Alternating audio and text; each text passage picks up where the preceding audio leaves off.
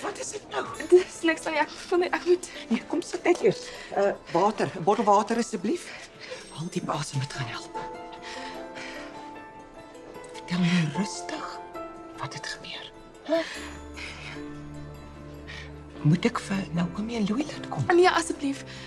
Ek kan nie nou face. Ek wil net alleen wees en Tracy se kantoor is al plek waarna ek moet dink. Dis kom weg. Sluk jy. Kom. Jy weet, jy kan oor enigiets met my praat. Vertel vir my, wat het jou so opset?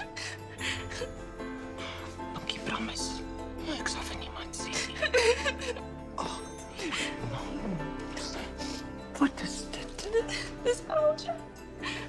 Uit vir die gesoen. Ag nee, my kind.